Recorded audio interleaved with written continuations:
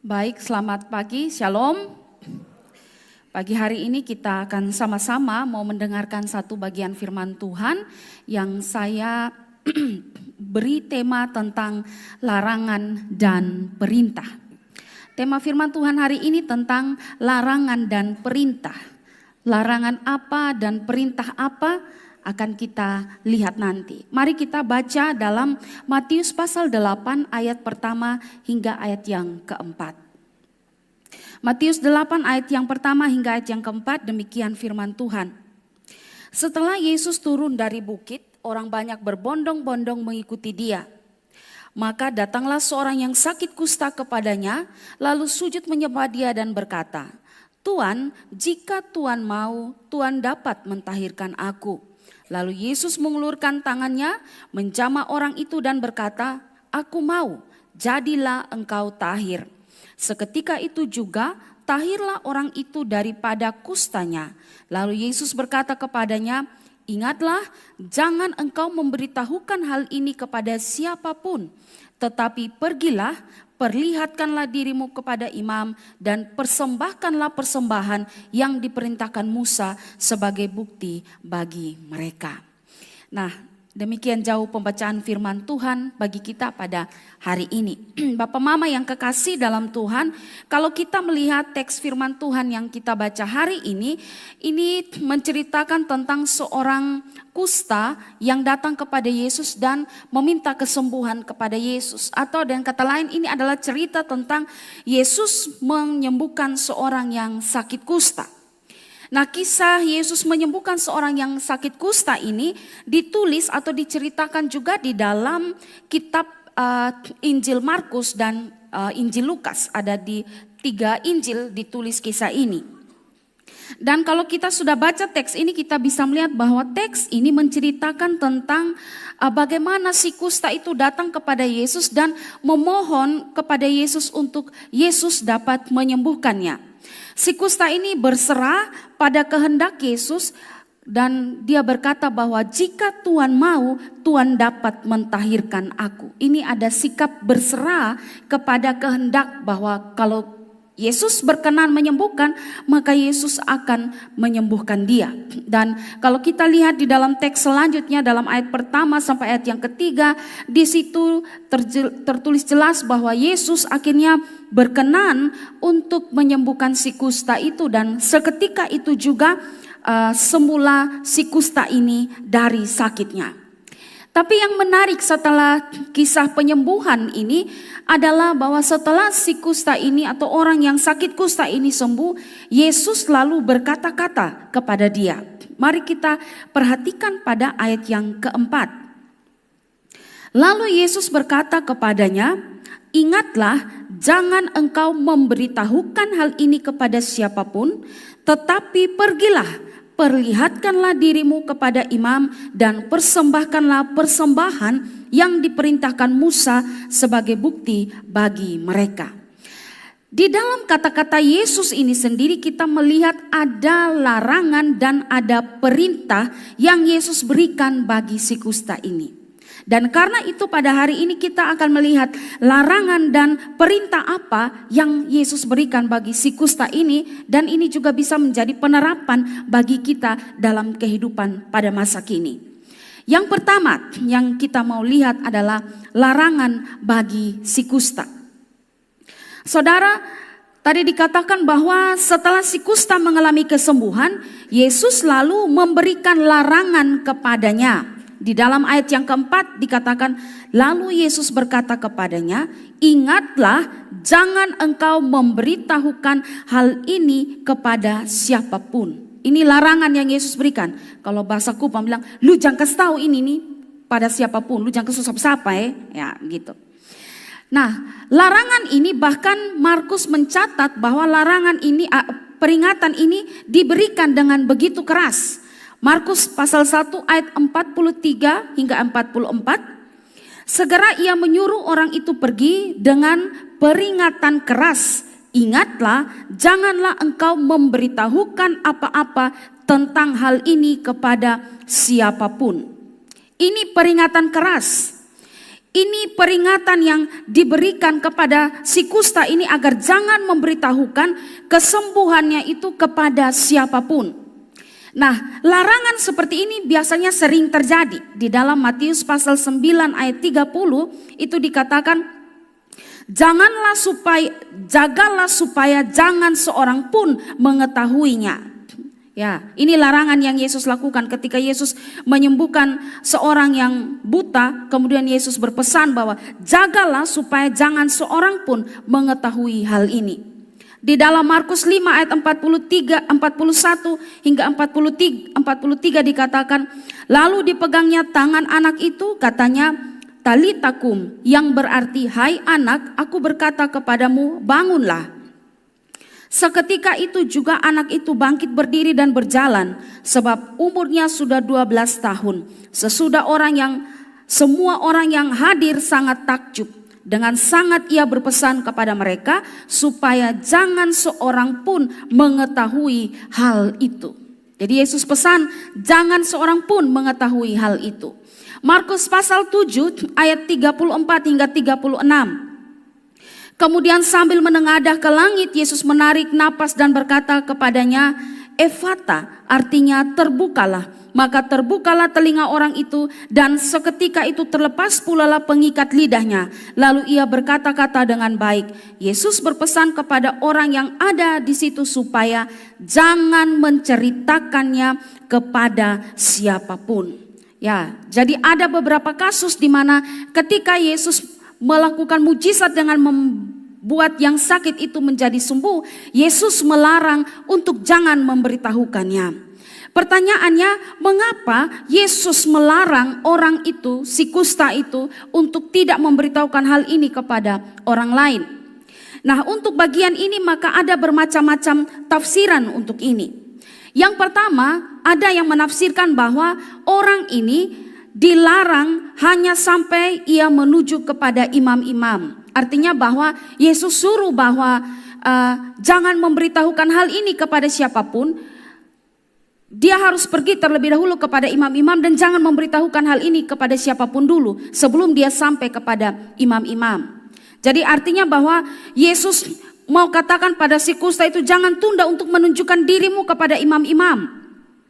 Karena itu dia memberi larangan, jangan memberitahukan hal ini kepada siapapun.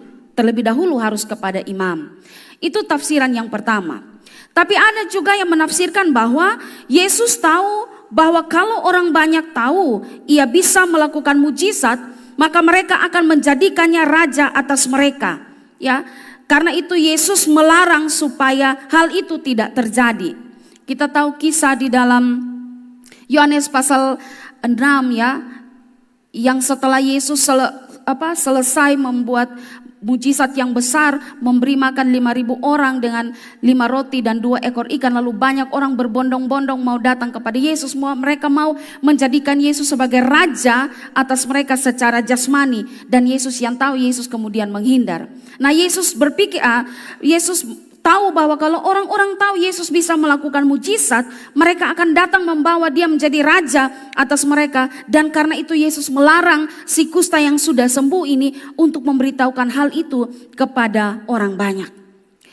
Ada juga tafsiran yang berikut, yang dimana bahwa Yesus melarang orang ini karena ia harus belajar terlebih dahulu. Setelah itu baru ia boleh memberitahukan hal ini. Artinya ketika dia sembuh, dia harus ikut Yesus dulu, belajar dulu, kemudian baru dia bisa menyampaikan hal ini kepada orang lain. Atau dengan kata lain bahwa Yesus mau berkata, jangan tergesa-gesa menjadi pengkhotbah, belajar terlebih dahulu supaya nanti bisa menjadi pengkhotbah yang baik. Kira-kira begitu. Tapi ada juga penafsir yang mengatakan bahwa Yesus tidak mau dikenal sebagai pembuat mujizat, tetapi sebagai juru selamat. Karena itulah ia melarang orang-orang untuk menceritakan, khususnya si kusta ini, untuk menceritakan perihal mujizat kesembuhan yang Yesus lakukan kepada dirinya. Ini ada penafsiran-penafsiran yang seperti itu terkait dengan larangan Yesus ini. Tetapi sekalipun tafsiran-tafsiran ini kelihatannya menarik, tapi tafsiran-tafsiran yang diberikan ini tidak sesuai dengan konteksnya. Lalu kalau begitu, pertanyaannya mengapa Yesus melarang si kusta itu memberitahukan kesembuhannya kepada banyak orang? Itu nanti kita akan melihat pada penjelasan berikutnya. Tapi yang mau kita tanyakan bahwa yang mau kita lihat di sini bahwa ketika Yesus memberikan perintah kepada si kusta itu, apakah si kusta itu taat pada perintah Yesus atau tidak? Ya, kalau kita lihat teksnya, ternyata si kusta ini tidak taat pada perintah Yesus, justru dia menyebarkan berita ini kemana-mana.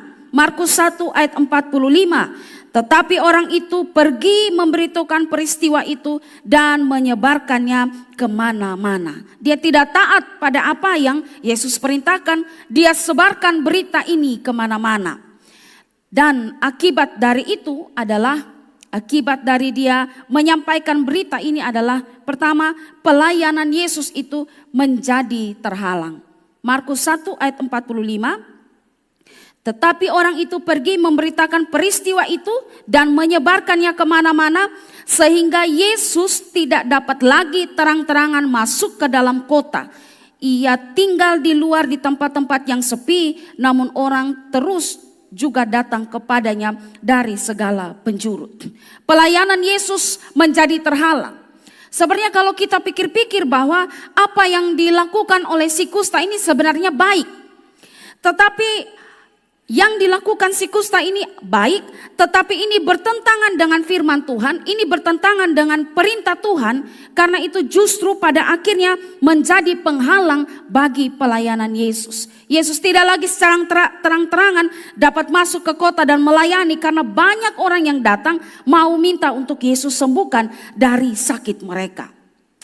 Wycliffe Bible Commentary berkata, sayang sekali orang itu mengabaikan peringatan tersebut sehingga banyak mempersulit Kristus.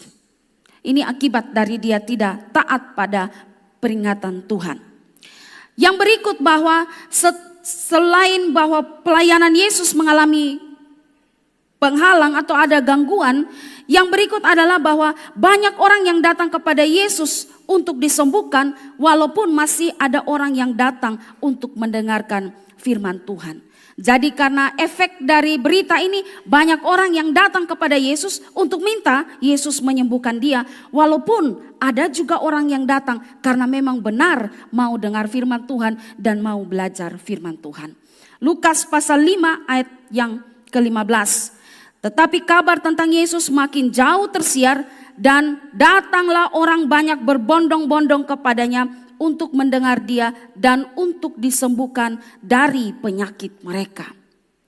Banyak orang yang datang untuk disembuhkan dari penyakit mereka. Dan kalau kita lihat bahwa banyak orang yang datang kepada Yesus ini, maka paling banyak yang datang kepada Yesus untuk mencari kesembuhan daripada mereka datang untuk mendengarkan firman Tuhan.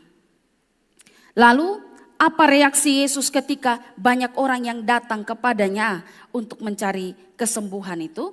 Kita bisa lihat di dalam Lukas 5 ayat 15 sampai 16. Tetapi kabar tentang Yesus makin tersiar dan datanglah orang banyak berbondong-bondong kepadanya untuk mendengar dia dan untuk disembuhkan dari penyakit mereka. Ayat 16, akan tetapi ia mengundurkan diri ke tempat-tempat yang sunyi dan berdoa. Yesus mengundurkan diri. Banyak orang yang datang cari dia, tapi dia mengundurkan diri.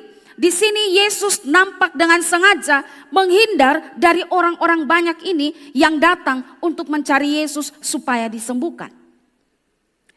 Saudara, dengan kita melihat akan hal-hal ini, maka hal ini mengajarkan kepada kita dua hal penting tentang Kristus yang melarang dan tentang bagaimana respon Yesus ketika orang banyak datang kepadanya untuk minta disembuhkan. Yang pertama bahwa Yesus lebih mementingkan pemberitaan firman Tuhan daripada penyembuhan orang sakit. Yesus lebih mementingkan pemberitaan firman Tuhan daripada penyembuhan orang sakit. Dan inilah yang menjadi alasan mengapa Yesus melarang si kusta untuk menyebarkan berita tentang kesembuhannya. Karena Yesus tahu bahwa jika banyak orang mengetahui bahwa ia menyembuhkan si kusta, maka ada banyak orang yang datang mencari Yesus untuk disembuhkan. Dan itu pasti membuat Yesus tidak mempunyai kebebasan atau kesempatan untuk memberitakan firman Tuhan. Dan banyak orang yang datang kepada Kristus hanya semata-mata untuk mencari kesembuhan dan bukan untuk datang belajar firman Tuhan dari Yesus. Dan inilah alasan mengapa Yesus melarang si kusta untuk menyebarkan berita kesembuhannya kepada orang banyak. Ya, kalau kita lihat di dalam Markus pasal 1 ayat 45 itu dikatakan tetapi orang banyak itu pergi memberitakan peristiwa itu dan menyebarkan kemana-mana sehingga Yesus tidak dapat lagi terang-terangan masuk ke kota itu. Ia tinggal di luar kota di tempat-tempat yang sepi, namun orang terus juga datang kepadanya dari segala penjuru. Yesus sudah menghindar, tapi banyak orang yang datang dari segala penjuru untuk cari Yesus. Lukas 5 ayat 15, tetapi kabar tentang Yesus makin jauh tersiar. Datanglah orang banyak berbondong-bondong kepadanya untuk mendengar dia dan untuk disembuhkan dari penyakit mereka. Jadi dapat dipastikan memang ada orang yang datang mendengarkan firman, tapi jauh lebih banyak. Bahkan dikatakan di dalam Markus 45 tadi, dari segala penjuru datang kepada Yesus dan meminta Yesus untuk menyembuhkan. Itulah alasan kenapa Yesus tidak mau si kusta ini memberitakan hal itu. Karena orang yang datang kepada Yesus hanya berfokus pada kesembuhan, bukan untuk mendengar firman Tuhan, bukan untuk supaya mereka disembuhkan secara rohani atau karena mereka membutuhkan juru selamat. Calvin berkata begini, karena itu kita mempelajari alasan mengapa Kristus tidak ingin mujizat itu disampaikan atau diberitakan begitu cepat. Itu adalah supaya ia mendapat kesempatan dan kebebasan yang lebih banyak untuk mengajar. Manusia umum begitu ingin menuntut mujizat sehingga tidak ada tempat yang tersisa untuk doktrin. Ia ingin supaya mereka semua lebih memperhatikan firman daripada tanda. Ya, makanya ketika Yesus kisah di dalam Yesus memberi makan 5.000 orang dengan 5 roti dan 2 ekor ikan. Lalu banyak orang takjub pada mujizat itu. Mereka datang cari Yesus dan Yesus tegur mereka keras. Kamu datang itu bukan karena telah melihat tanda-tanda, tapi kamu mencari sesuatu yang lain dari saya. Dan itulah kenapa Yesus tidak mau si kusta ini memberitahukan hal ini. Saudara, kalau kita melihat bahwa ketika orang banyak berbondong-bondong mencari dia untuk disembuhkan, Lukas pasal 15 ayat 16 bilang Yesus mengundurkan diri. Sikap seperti ini tidak pernah dilakukan oleh Yesus kalau orang itu datang mencari firman-Nya. Kalau orang itu datang mencari firman Kristus, Yesus tidak pernah mengundurkan diri. Tapi banyak orang yang datang untuk mencari kesembuhan dari Kristus, Yesus kemudian mengundurkan diri. Karena apa? Karena Yesus berfokus pada pemberitaan firman. Semua ini menunjukkan bahwa bagi Yesus pemberitaan firman Tuhan jauh lebih berharga daripada penyembuhan orang sakit. Walaupun memang dalam pelayanan Yesus juga banyak kesempatan menyembuhkan orang sakit. Tapi inti dari pelayanan Kristus adalah bahwa dia mau menekankan firman Tuhan dan mau supaya orang yang datang kepada dia membutuhkan dia sebagai juru selamat. Calvin berkata, ia menghindari kerumunan banyak orang karena ia melihat bahwa ia tidak bisa memuaskan keinginan dari orang-orang itu tanpa melakukan begitu banyak mujizat sehingga membuat mereka tidak bisa berpikir benar tentang ajarannya. Maksud Calvin di sini bahwa dengan adanya terlalu banyak orang yang meminta kesembuhan dan jika Yesus menuruti mereka, maka semua itu akan menyebabkan orang-orang itu tidak bisa berpikir secara benar tentang apa yang ia ajarkan. Karena itulah Yesus kemudian menghindar. Jadi Yesus menghindar itu semua karena kalau ada banyak orang-orang yang datang meminta Kristus untuk menyembuhkan, maka mereka punya pemikiran yang keliru atau punya pemikiran yang tidak benar kepada Kristus. Bahwa Kristus itu hanyalah dokter yang bisa menyembuhkan sakit penyakit secara jasmani. Tapi tidak melompat pada sebuah pengertian bahwa Kristus itu adalah Tuhan yang bisa menyembuhkan penyakit secara rohani, bahwa kita orang berdosa dan kita membutuhkan Kristus, dan bahwa kita datang kepada Kristus untuk belajar firman-Nya dan berusaha untuk menaatinya.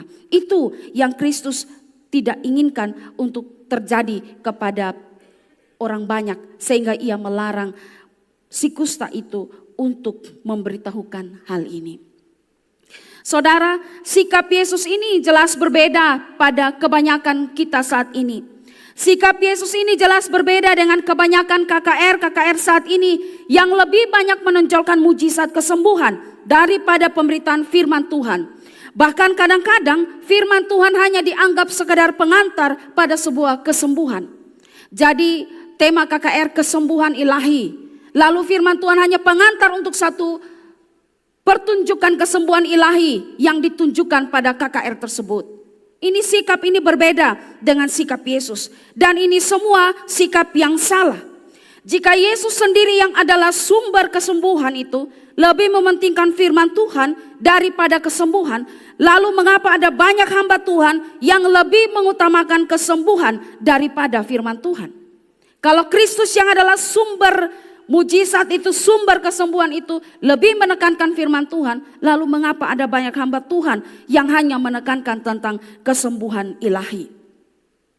Sikap Yesus ini juga mengajarkan kepada kita bahwa di dalam ibadah kita harus mengutamakan firman Tuhan di atas segala sesuatu. Mengutamakan firman Tuhan di atas mujizat, pelayanan musik, liturgi, doa syafaat, warta jemaat, dan lain-lain.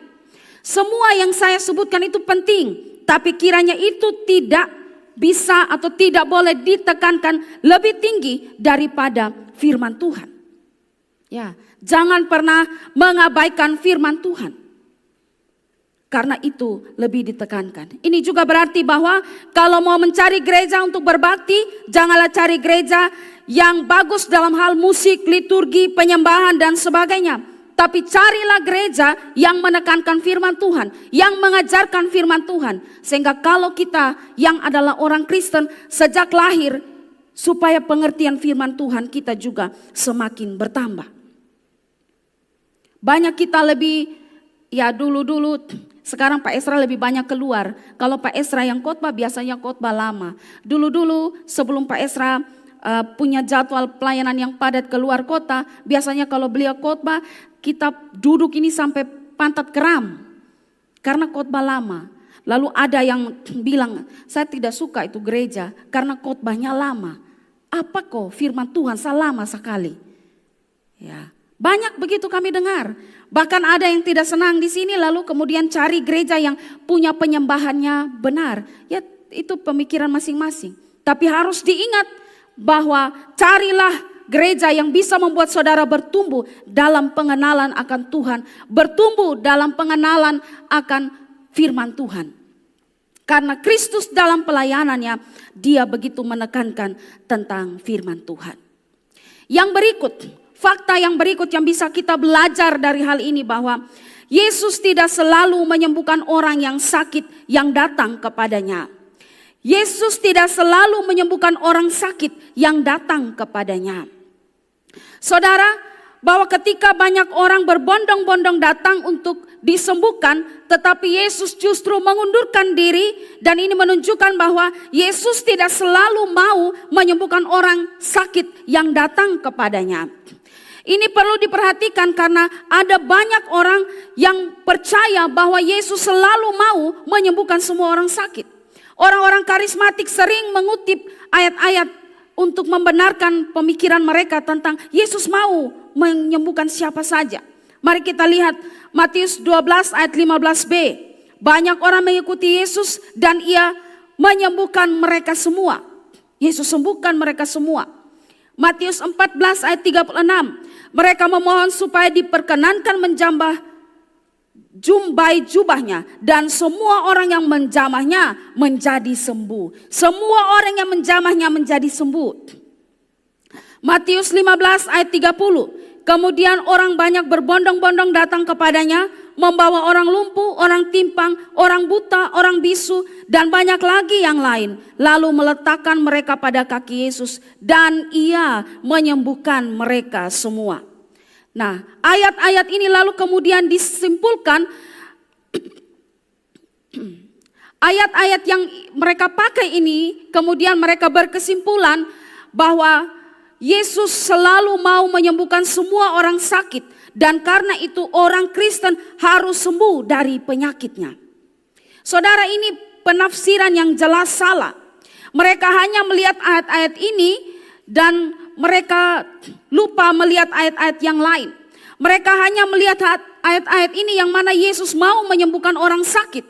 Tetapi mereka lupa bahwa ada kasus-kasus di mana Yesus tidak bersedia menyembuhkan orang sakit.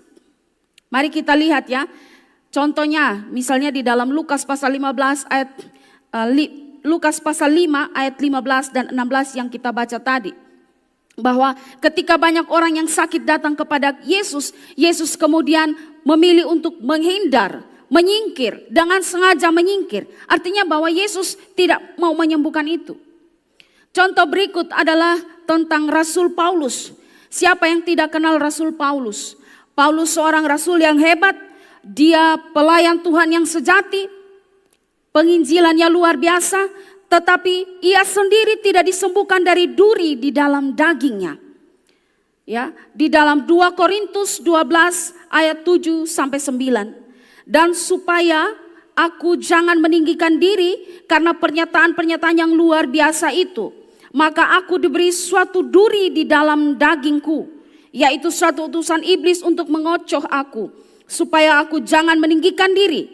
Tentang hal itu aku sudah 3 kali berseru kepada Tuhan, supaya utusan iblis itu mundur daripadaku. Tetapi jawab Tuhan kepadaku, cukuplah kasih karuniaku bagimu, sebab justru dalam kelemahanlah kuasaku menjadi sempurna. Rasul Paulus, seorang rasul yang luar biasa, hamba Tuhan yang hebat, pelayanannya begitu militan dan luar biasa, menginjili, menyebarkan firman Tuhan di mana-mana. Tetapi Tuhan tidak berkenan mengangkat duri di dalam dagingnya. 3 kali dia berdoa, Tuhan tidak berkenan atau tidak menyembuhkan dia. Ya, para penafsir mengatakan bahwa duri dalam daging ini kemungkinan besar adalah penyakit fisik tertentu yang dialami Paulus. Mungkin itu sakit mata yang dialaminya dalam penglihatan di Damsik. Kalau kita lihat di dalam Galatia pasal yang keempat ayat yang ke-13 dikatakan, kamu tahu bahwa aku pertama kali telah memberitakan Injil kepadamu oleh karena aku sakit pada tubuhku. Aku sakit pada tubuhku. Ya, bayangkan Rasul Paulus hamba Tuhan yang begitu luar biasa, tapi Tuhan tidak berkenan menyembuhkannya. Jadi kesimpulannya adalah bahwa kadang-kadang Tuhan mau menyembuhkan, tapi kadang-kadang Tuhan tidak mau menyembuhkan. Ya, jadi kita sakit, si A Tuhan mau menyembuhkan, tapi si B Tuhan belum berkenan untuk menyembuhkan. Semua itu ada maksud Tuhan di dalamnya. Ya, dalam kasus ini juga terlihat bahwa orang-orang itu tidak disembuhkan bukan karena mereka tidak beriman. Ya. Orang-orang yang tidak disembuhkan bukan karena mereka tidak beriman, tapi karena memang Yesus tidak menghendaki membuat mujizat kesembuhan kepada mereka. Ya, Paulus orang beriman, tapi Kristus tidak berkenan membuat mujizat untuk mengangkat duri dalam dagingnya. Saudara, ini perlu dipahami karena banyak orang, pendeta-pendeta yang mengajarkan bahwa kalau seseorang tidak disembuhkan dari sakitnya, maka itu adalah orang yang tidak atau kurang beriman. Nah, ini pandangan yang keliru, ini pandangan yang tidak benar. Jika terjadi kesembuhan, maka yang dianggap jika terjadi kesembuhan, maka dianggap bahwa pendetanya atau pendoanya mempunyai iman yang hebat sehingga dia bisa sembuh. Tapi kalau tidak ada kesembuhan, maka mungkin pasien atau penderitanya yang tidak beriman. Nah, ini jelas salah. Karena kadang-kadang memang Tuhan mau menuntut iman dari orang yang akan disembuhkan, tapi kadang-kadang tidak. Karena itu ada orang beriman seperti Paulus yang tidak disembuhkan oleh Tuhan. Tapi ada orang yang tidak beriman seperti orang lumpuh di kolam Bethesda yang kemudian disembuhkan oleh Tuhan. Jadi harus disimpulkan bahwa kesembuhan pada akhirnya adalah tergantung Tuhan dan bukan si pendoa maupun si penderita. Kita berdoa, boleh kita berdoa dan memang harus berdoa, tapi semuanya bergantung pada kehendak Tuhan. Insinyur Herlianto berkata, jadi kesembuhan bukan terletak pada kekuatan si penginjil atau ketidaksembuhan bukan terletak di tangan si penderita, melainkan apakah Tuhan berkenan atau tidak. Ya, Tuhan berkenan atau tidak. Kalau kita belajar atau melihat hal ini, maka kebenaran-kebenaran ini harus menolong kita untuk jangan percaya pada iklan KKR kesembuhan ilahi yang begitu bombastis, yang menjanjikan kesembuhan di mana-mana, yang sakit buta, tuli, lumpuh, sakit semua bawa dalam KKR itu akan disembuhkan. Tidak. Kristus yang berkenan untuk mau menyembuhkan atau tidak. Ini juga mengajarkan bahwa jangan terlalu mengagungkan pendeta atau penginjil yang biasa melakukan mujizat kesembuhan, karena kesembuhan terjadi bukan karena hebatnya mereka, melainkan karena Tuhan yang mau menyembuhkan. Ya, mereka itu hanyalah alat Tuhan. Dan kalau Tuhan berkenan, Tuhan sembuhkan. Kalau tidak, Tuhan tidak akan sembuhkan. Jadi jangan sedikit-sedikit sakit lalu bawa pada hamba Tuhan yang hebat. Dia berdoa, orang bisa sembuh. Tidak. Yang sembuhkan Tuhan, bukan dia. Ya, saya ingat beberapa tahun lalu kami punya mama kos di tempat tugas suami saya yang dulu suami istri orang baik. Mereka berdua sudah meninggal. Mereka punya anak yang sakit kakinya tidak bisa berjalan dari mungkin masalah dari panggulnya, sehingga anak ini untuk berdiri saja tidak. Nah, anak perempuan ini cantik, tambah hari tambah besar dan berat badannya bertambah, orang tuanya tambah tua dan kesulitan untuk menggendong, bahkan untuk ke kamar mandi saja, untuk buang kencing atau buang hajat saja mesti dibantu. Lalu mereka cari kesembuhan di mana-mana. Mereka berbeda iman dengan kita. Lalu mereka datang mau ke pastor siapa itu ya, pendeta siapa itu yang berdoa dan kasih sembuh banyak orang. Andi Simon, siapa? Ya, berdoa di jamah kakinya ini. Dia cerita kepada saya senyum-senyum saja. Kesembuhan itu tergantung Tuhan. Uang sudah buang kemana-mana cari. Mereka beda iman dengan kita. Tapi sakit cari pendoa sana, pendeta sini, yang Kristen pendeta sana untuk dapat sembuh. Tapi sampai suami istri ini meninggal, anaknya tetap begitu, tidak sembuh. Puluhan juta sudah keluar, ratusan juta uang sudah keluar, tapi tidak sembuh. Saya mau bilang bahwa kalau sakit itu datang pada Tuhan, Tuhan yang berkenan menyembuhkan atau tidak. Kalau kita lihat kisah tentang si kusta ini menarik bahwa ya terlepas dari dia tidak taat pada peringatan Tuhan, tapi menarik bahwa ketika dia datang kepada Tuhan, hal yang dia lakukan adalah dia memohon dan berserah. Lalu dia berkata, jika Tuhan mau, Tuhan dapat mentahirkan aku. Kalau Tuhan mau, Tuhan dapat sembuhkan aku. Tapi kalau Tuhan tidak mau, terserah pada Tuhan. Karena itu saudara, kalau mungkin kita saat ini mengalami sakit penyakit, ada saudara kita yang mengalami sakit, maka mari berdoa kepada mereka. Ajak mereka berdoa. Bahwa mari kita berdoa, minta kesembuhan dari Tuhan, tapi biarlah kehendak Tuhan yang terjadi. Kalau Tuhan berkenan, Tuhan sembuhkan. Kalau Tuhan tidak berkenan juga, teguhkan iman kita supaya dalam sakit penyakit kita masih terus berserah kepada Tuhan. Ini hal yang pertama tentang larangan yang Tuhan berikan kepada si kusta ini, agar jangan menceritakan kesembuhannya kepada banyak orang, karena Yesus tidak mau orang-orang banyak datang hanya berfokus pada kesembuhan dan tidak mau dengar pengajaran Kristus, apalagi mengenal Dia sebagai juru selamat. Yang kedua, kita belajar tentang peringatan bagi si kusta. Tadi larangan, sekarang peringatan.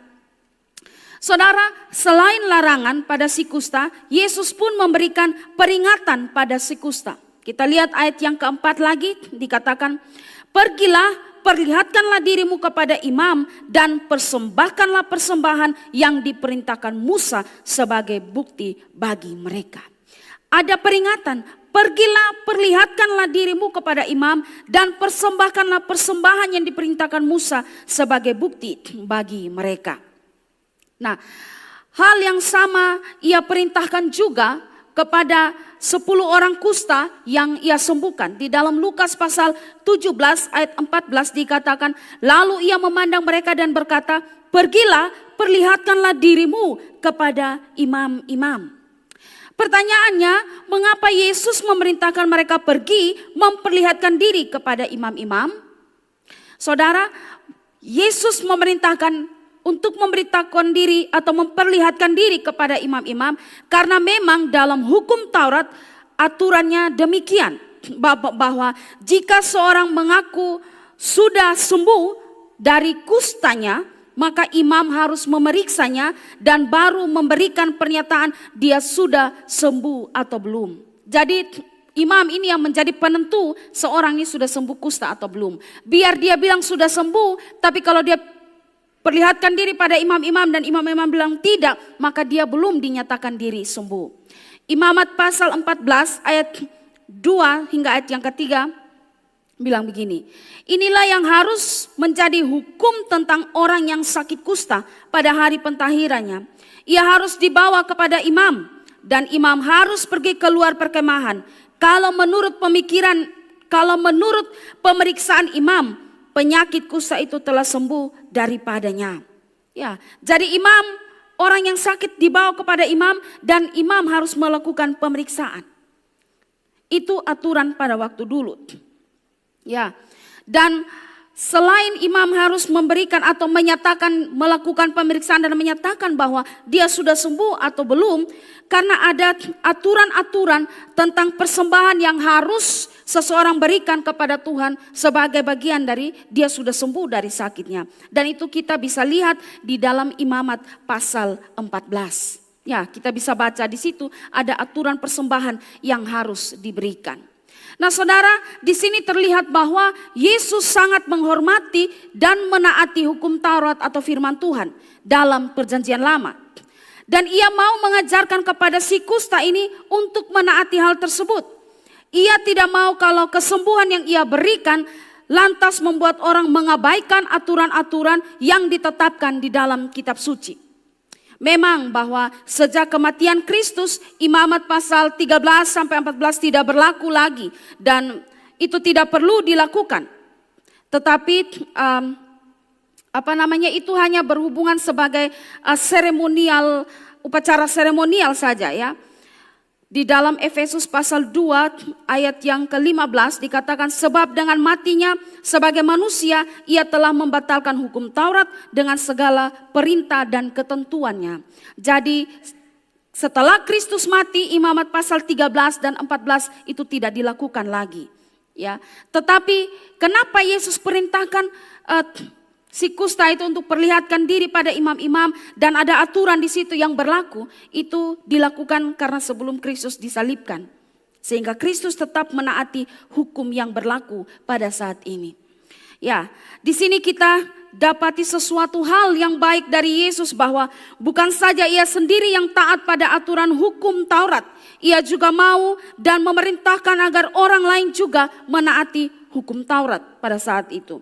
Ini menjadi teladan bagi kita. Kita harus berusaha untuk menaati firman Tuhan, tetapi setelah itu juga kita mengupayakan atau bahkan kalau bisa kita memerintahkan agar orang lain juga bisa menaati firman Tuhan dengan baik.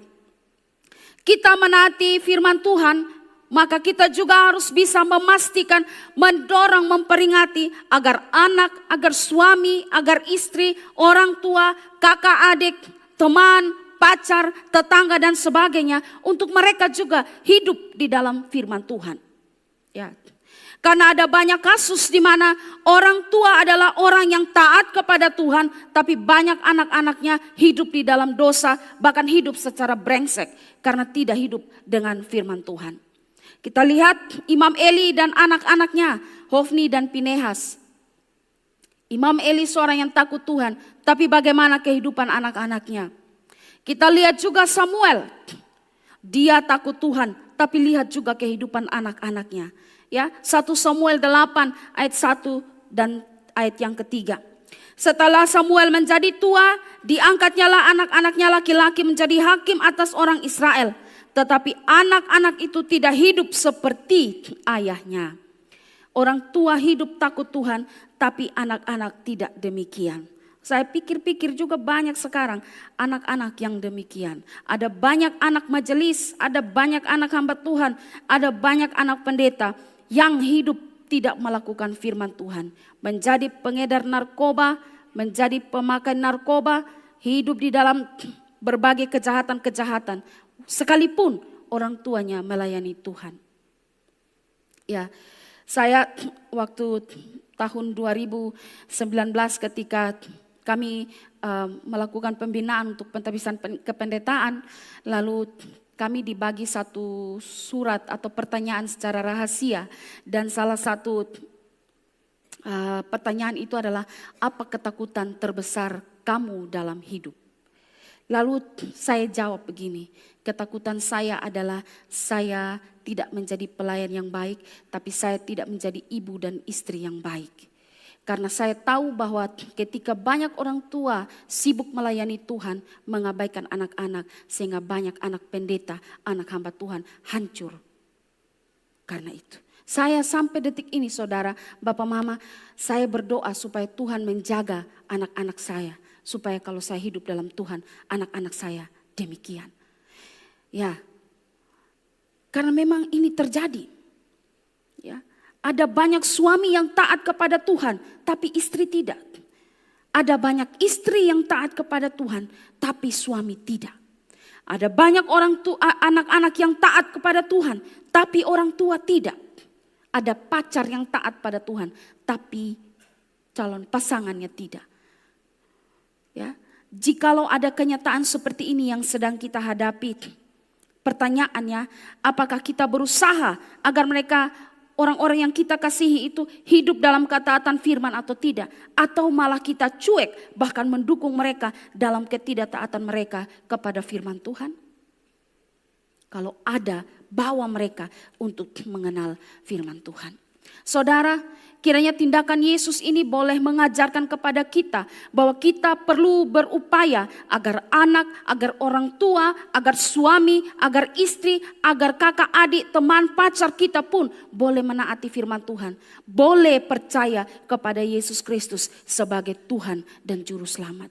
Kita yang sudah menikmati keselamatan, kita yang ada di dalam Kristus, maka kita wajib memperingatkan semua orang-orang terkasih kita untuk mereka datang kepada Kristus, percaya kepada Kristus dan hidup menuruti firman Tuhan dalam hidup mereka.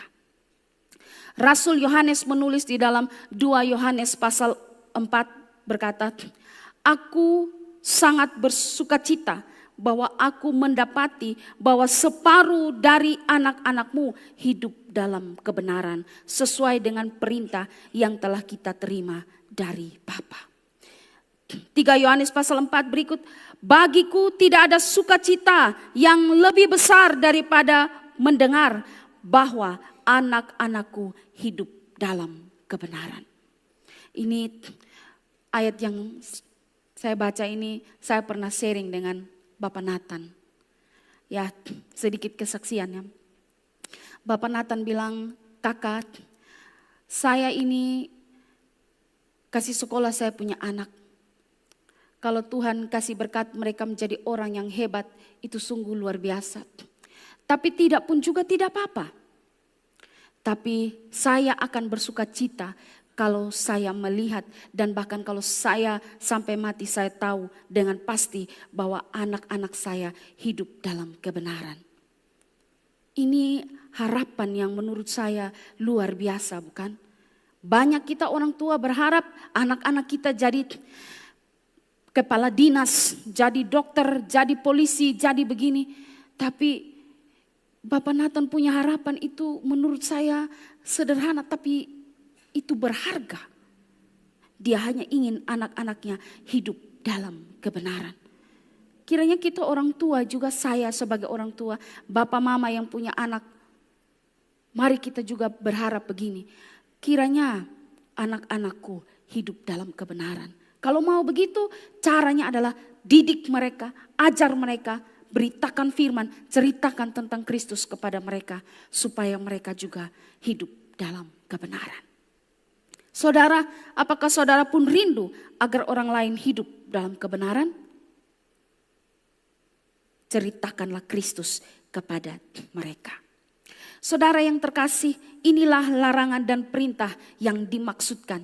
Inilah larangan dan perintah yang saya maksudkan untuk kita belajar hari ini. Dan kiranya Tuhan memberikan hikmat dan kemampuan agar kita dapat melakukan semuanya dengan setia.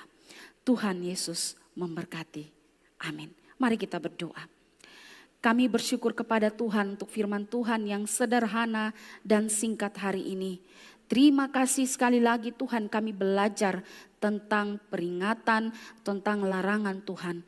Berikan kami kemampuan, berikan kami kesanggupan, ketulusan hati untuk hidup di dalam semua yang menjadi peringatan dan larangan yang Tuhan beri bagi kami.